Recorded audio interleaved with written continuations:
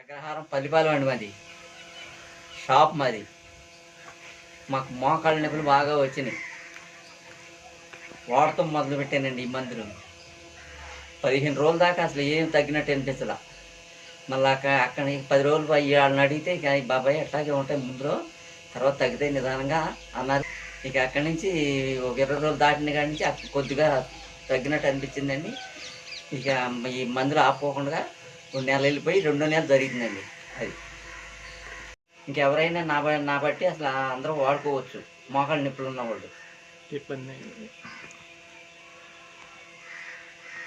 Okay leaders, thank you.